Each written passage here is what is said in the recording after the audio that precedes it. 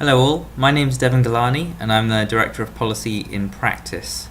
We've developed the Universal Benefit Calculator, which now includes an extension to capture information on expenses. This is a version of the calculator that was developed for Oxford City Council to help them with their discretionary housing payment process.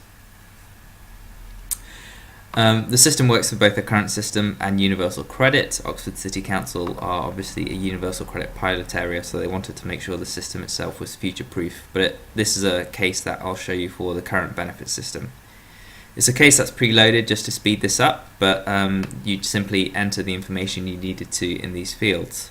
So if you hover over any of these fields, then you will see additional guidance that helps you to complete the form. In this case, we're talking about Sue, who is a lone parent who is applying for a DHP. She has 2 children, and it's because of the under occupation charge, penalty, bedroom tax, however you want to call it. But she needs support from Oxford City Council. Just to show you the form, if she were a couple, then you'd have additional questions about her partner, but because she isn't, those questions aren't there, and that just speeds up the process.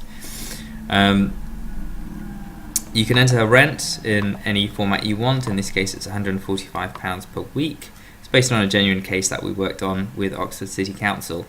A whole range of additional questions which, if they were to apply, you would just click on and complete the information. So if there were DLA in the household, for example, for either the children or for herself, Sue.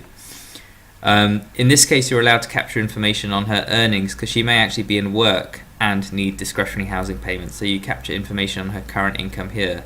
In this case, she's not in work. So step 2 gives a summary of her income. In this case, it's displayed monthly, but if you wanted to show it as weekly amounts, you would just click there and it would show the amounts as weekly. Switch it back to monthly.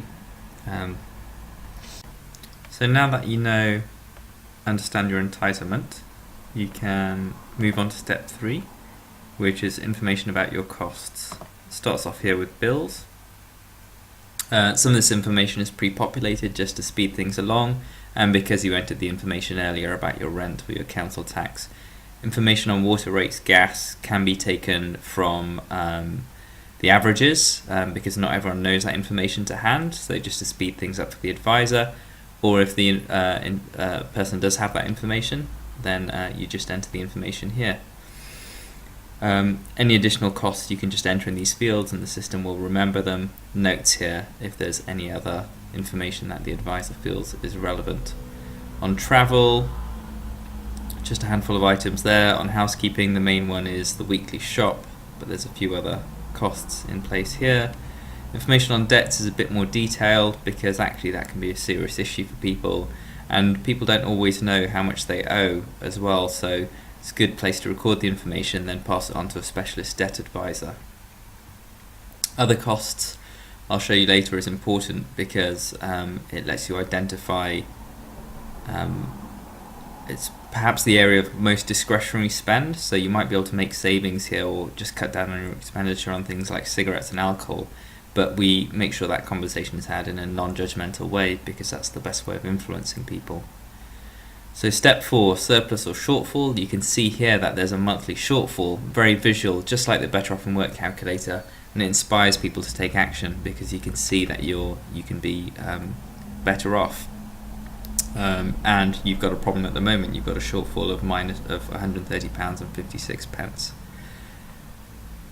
Now, Oxford commissioned us to use this budgeting tool as part of their discretionary housing payment process, DHPs. What we were able to do, what they were doing initially was just capturing this information on a paper-based form and making these decisions. The online system captures the information, but also, as I'm about to show you, plays it back in a very outcome-focused way. So it calculates how much the maximum award should be according to Oxford City Council's policies, whether or not it's going to be awarded, why in this case because of the under occupation charge, the date that the payment will commence, how long for, 13 weeks, and the amount that's been awarded. But what happens 13 weeks from now? And I think that's the kind of, because they've come in for support, the advisor has an opportunity to have a different kind of conversation. So we'll give you this award for 13 weeks, but what happens next? As I was saying, the discretionary housing payment application is an opportunity for an advisor to engage with someone that needs support. Oxford think that that's a great opportunity to have an outcome-focused conversation with the individual that they're trying to help, so that they become less reliant on council support in the future. They're getting support for 13 weeks as a DHP, but perhaps in those 13 weeks they could take certain steps that would move them toward greater financial independence. That might be moving into work, that might be saving money on bills, it might be saving money on other items, it might be downsizing, there might be other outcomes that you want to add to this list. If an outcome wasn't appropriate, you just deselect it. For example, if someone was severely disabled, then you might not want to talk about moving into or taking up more work. In this case, I'll show you all of them. So moving into work, first of all, we entered some current employment information. So this is about another job or increasing your hours. In this case, they weren't in work initially, so this is moving into work of 20 hours for Sue, who is a lone parent. Also takes into account the expenses of work, so you get a true better off in work figure. But moving here into the outcomes guidance, are you better off in work? You can see here that Sue would be better off in work. She'd be better off in work by £284 each month, leaving her with £153 left over, dealing with her shortfall. There might be other steps you can take. Do you think you can save money on bills? This is a breakdown of the information that we entered earlier on bills being played back to you. I think it would be quite useful if I had this information played back to me. Hopefully you'd think the same about your own finances. You can see here some calculations we've done. She could save a potential £128 each month on her bills. That's calculated according to information from the Money Advice Trust. If she's made all those savings, then actually she wouldn't really have much of a shortfall at all, only £2 each month.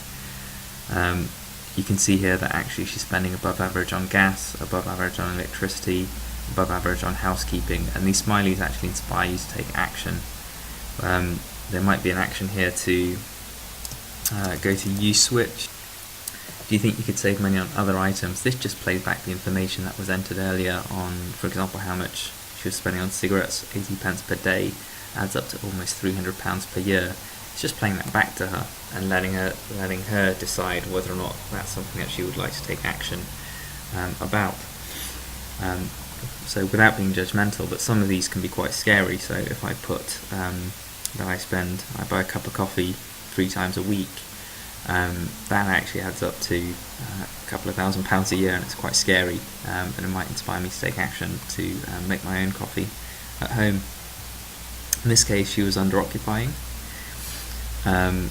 If she were to downsize to a smaller property, the system takes into account her rental savings and the potential bill savings as well from moving to a smaller property, and shows that actually if she were to move to a smaller property, she could save £88.21 in rent, £108 in bills, leaving her with £65.53 left over each month. So downsizing would be a good opportunity for her. And again, you've got the action here to actually say maybe visit housing exchange advisor at the Housing Association by just put the same date. Now the advisor information just summarises all of this to be exported into a DHP award letter. This is how much that she will be awarded for 13 weeks.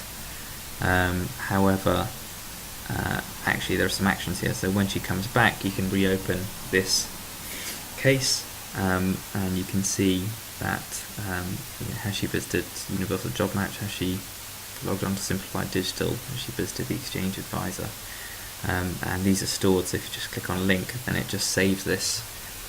If she were to come back, it would save this again as her case, but just updating any information that was there. You just copy and paste this into your CRM. You could also leave her with a printed copy. So that's all.